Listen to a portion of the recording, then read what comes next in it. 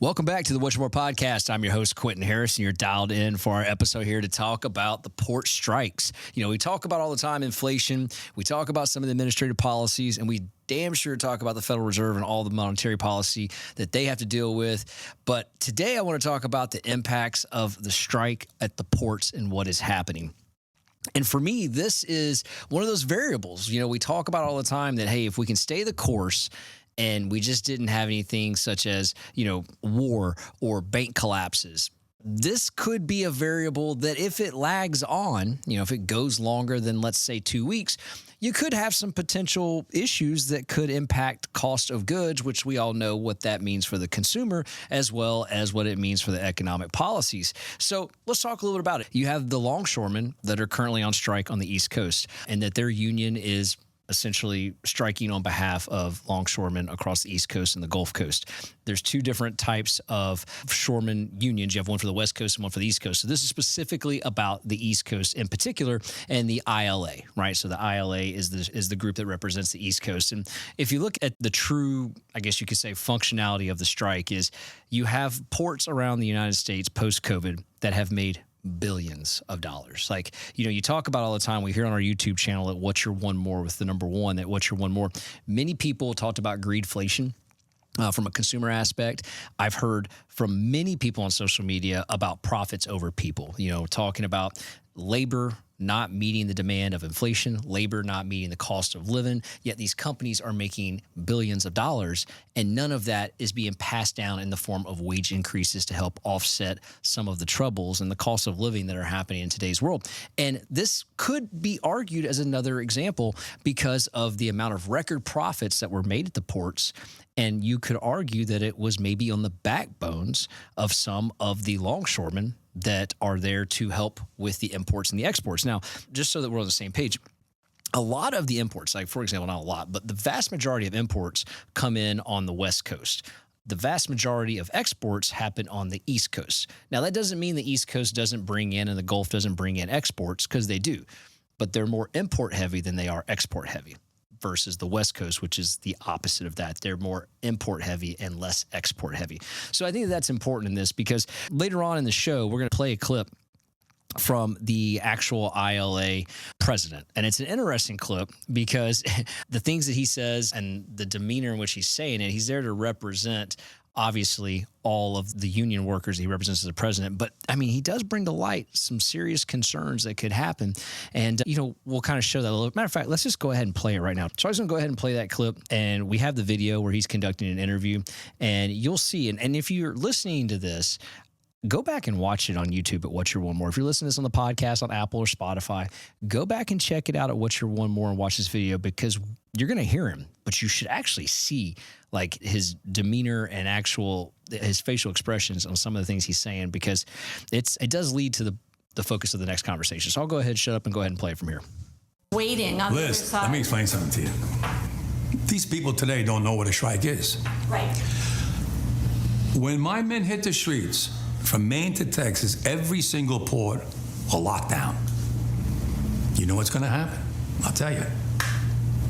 First week, be all over the news every night, boom. Second week, guys who sell cars can't sell cars because the cars ain't coming in off the ships. They get laid off. Third week, malls start closing down. They can't get the goods from China. They can't sell clothes. They can't do this. Everything in the United States comes on a ship. They go out of business. Construction workers get laid off because the materials aren't coming in. The steel's not coming in. The lumber's not coming in. They lose their job. Everybody's hating the longshoremen now, because now they realize how important our jobs are. Now I have the president screaming at me, I'm putting a Taft-Hartley on you. Go ahead. Taft-Hartley means I have to go back to work for 90 days. That's a cooling off period. Do you think when I go back for 90 days, those men are going to go to work on that pier? It's going to cost the companies money to pay their salaries. Well, they went from 30 moves an hour maybe to 8. They're going to be like this. Who's going to win here in the long run? You're better off sitting down and let's get a contract and let's move on with this world. And in today's world, I'll cripple you. I will cripple you, and you have no idea what that means. So that was the president of the ILA, Harold Daggett. It's Daggett, I think, Harold Daggett. Anyhow, wow. Yeah. I think what he ended with there was, I'll cripple you. Like, I'll cripple you, man. That was kind of, I know that's a negotiation tactic, but it brings to light like timing, right? So if you look at it, we're just 30 days out from the election, right? And there's been some precedents with the current administration and what they think and what they've shown support or non-support wise towards union, especially if you go to the United Auto Workers strike that happened and President Biden's stance on that. So timing is everything. You talk about when you're going to lead a cause or you're going to open up a new business or you're going to make a move. Timing is everything. I think that's really interesting here. Timing is everything. It's right also on the heels of a really nasty storm that came up the East Coast and did some significant damage. Timing is everything. It's interesting here. And so I think one of the, let's kind of talk a little bit about what he said there. He went down an analogy of, hey, listen, for the first week, the media is going to cover, and that's where we are right now. It's all coverage is all over. And then the second week, you'll forget about it. But the people that are impacted work-wise won't forget about it. He used a car salesman, for example. He won't forget about it. And then the manufacturer, he or she won't forget about it. And he went on and on talking about how you will show up in different facets of the business. Now, that's not a stretch. I just don't know that it can happen that quickly because, you know, one thing that manufacturers have done and one thing that a lot of supply chains have done is they've backlogged a lot of supplies. I would think this would maybe have to go longer than a month and a half, 2 months for this to show up in this scenario in which he was painting. But, you know, don't forget, he's there to represent his union workers, and he's there to make a case for them. And I think he did a pretty good job. I mean, Charlie, listened to that for the first time. I was watching Charlie's expression when he got done watching it, and it was just like, man, that's a little scary in itself. But let's talk about what they are seeking right now, because I think this is interesting and poses a point. So they're seeking better pay. Normally, that is exactly pay and working conditions are always what most strikes are about.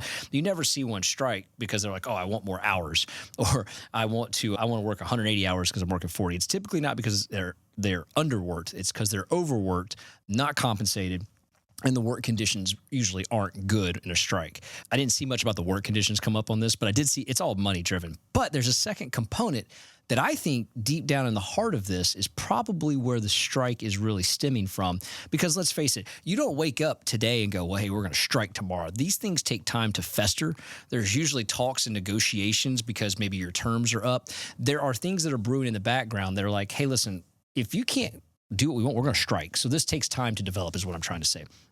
Again, timing is everything. But what we're seeing happen is this. In the world we live in with AI and robots, lots of threats are happening in the form of humans being replaced by potential robots or AI computers. And I think at the end of the day, this is one of the deepest roots of this strike is the automation replacement of humans. And in such that you could replace the amount of hours, you could replace the pay. There's a lot of things that go involved in that. And I think that's one of the bigger threats here. And so when you look at that, I tend to agree with that. I mean, listen, by no means do we want people to lose their jobs because something's been automated and replaced by a robot or anything of that nature. And I do agree with that. What I did want to say was that the pay itself, the structure is what they're aiming for. If you go just off of headlines alone, and you guys know how I feel about headlines, the 25,000 employees / union members that represent from the Gulf Coast of Texas all the way up to New York, that's 25,000 union workers. They are asking for, on paper, a 77% increase in pay. Yeah, let that set in for a minute. Now, what we learned in our research is that the West Coast Union, they already completed their negotiations and they got 32% increase. Still, 32% still a lot. Now, you know, any way you look at it, depending on where you work, I don't know many places that you get a 32% pay raise. In this case, they're asking for 77. And just to kind of give you some examples of what that means, 77% increase. So if you have someone like at the top end of $39 an hour union worker, they want to take that to $69 an hour. And so there are conditions where, you know, these numbers start to really add up. And, you know, quite frankly, at the lowest level, it's $20 an hour. And they want to move that up, you know, 77%. So as those numbers start to really kind of top out, you see major implications. And one of the things I look at on that is, where does that money come from? Yeah, they made $400 billion in profit since 2020. That's a lot of money, a lot. But where does it come from? I ask myself the question, like, do you think those companies, those organizations are going to take a less profit margin to increase the pay of those workers, or do you think they're going to pass that on to the employee? Pass that on to the consumer. Ultimately, I think it's going to get passed on to the consumer, just like everything does. All this stuff gets passed down. The consumer never wins. And I mean, I have a heart here. I feel terrible, that people's jobs could be replaced by a robot. But when you look at this, in my opinion, this is going to get passed on. This is not going to pass on, which means the cost of goods are going to go up. The cost of items that are being imported, exported are going to go up because solely of this potential pay increase that they're aiming for. I don't think they'll get 77. I don't. Matter of fact, they've already been offered 50% and they didn't take it. And here's why they didn't take it. They didn't take it because it wasn't about the money. And this tells me why I think at the root of this strike, it's not necessarily about the money. It's that the automation clause was still in there. Meaning that, hey, we'll offer a 50% pay increase, but we still want to keep the automation clause in there, meaning the robots or the particular job automation can go in there. Because, the fear is you could just reduce the amount of hours, right? It doesn't matter if you get a 50% increase, you can still reduce the amount of hours of these workers. And I think that's the concern. That's why I think it's the heart of the strike. And I do tend to agree with them on that. The concerns of things that are being, quote unquote, imported from these ports, I think if I look at any of them, it always comes down to me as medical stuff. That's the stuff that I think is critical, whether it's medicine or medical supplies. Those things that come imported in, those tend to be the necessities that I think can be an issue there. I also, and we learned this during COVID, that, we get a lot of that stuff from other countries. We don't necessarily get it from right here in the United States. One of the things that I think is interesting, and we talk about the news and the headlines, the pandemonium panic, and you guys have probably seen this and definitely have heard this, are the runs on the stores that are I laugh because my wife went to Costco today, and while she was there, she was like, it's freaking nuts here. And I'm like, that's interesting. Can you go down the toilet paper section? And she's like, there's nothing there. And it's hilarious to me because that's that pandemonium that's being caused by the media. But when you look back at it, like 99.9% of all that is made right here in the U.S. There is no shipping, import, export of that's going to determine, that stuff being made here in the United States. I found that rather humorous, to the point I've even seen some news outlets that are going, people, calm down. This is not bottled water. That's here. That's in the U.S. And the toilet paper is that's here in the U.S. That's not to be hey, there's a threat of that not being enough on the supply side of things. So I think the only threat is, can they stock the shelves fast enough and get new shipments delivered fast enough, more so than we're going to run out of it because of this potential strike, looming for longer than a couple of days. But I do think that's rather hilarious. So here's something that's interesting. A typical longshoreman salary can exceed about $100,000, but they have to put in a tremendous amount of overtime to make that happen. And I think that's something that is another argument here is hey, listen, that is a very sophisticated job. That is a very tough job to pull off.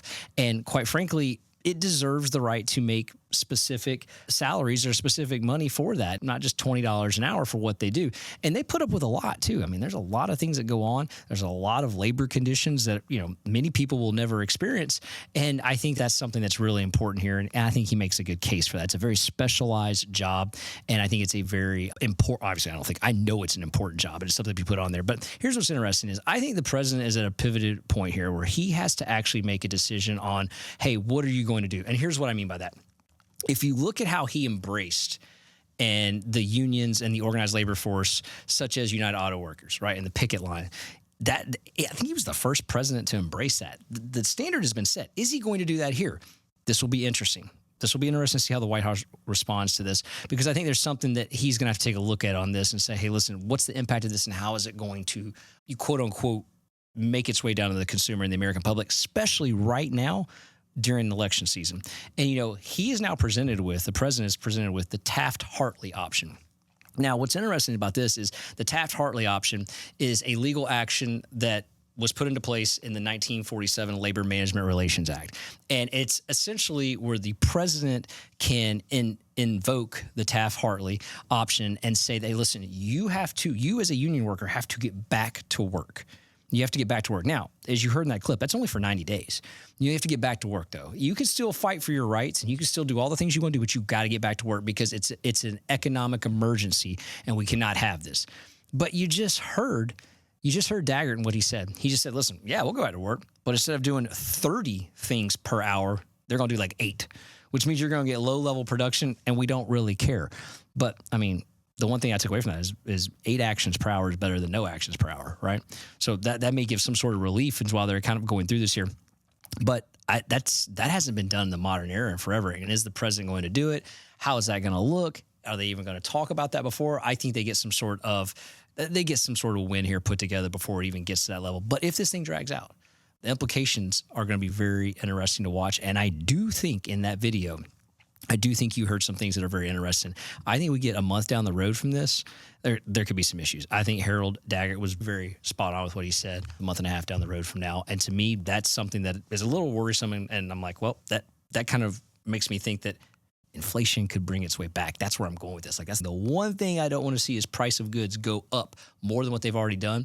And I don't want to see that impact the inflationary readings, the inflationary market, the general consumer pocketbooks. Like, we've already seen what that's done to the households. And that's something that I wouldn't want to see take place moving forward on here. So here's to hoping they wrap that up in the next week or two, or maybe even before this podcast airs. That would be fantastic. But hey, guys, thanks for tuning in. Appreciate you hearing me out on that. And more importantly, if you like what you're hearing, share this podcast. Like, I love the feedback when you guys give me, you're like, hey, man, I'm dialed in. I'm listening to this. I had one guy tell me, he goes, dude, everyone in my house, including my 18-month-old, listens to this show, man. So I appreciate that greatly. You know who you are. Richard, appreciate you saying that, brother. But if you guys like what you're hearing, please share our podcast. It's on every single platform you listen to, Apple and Spotify. More importantly, if you 5-star review us and you leave a comment, definitely would appreciate that. And check us out on our YouTube channel, What's Your One More, the number one. Till the next episode, we will see you guys at What's Your One More. Got one more shot, I'm gonna make it. One more chance, I'm gonna take it. I meant it when I said it, now it's time for me to do it. I got one life to live, so I put my all into it, yeah.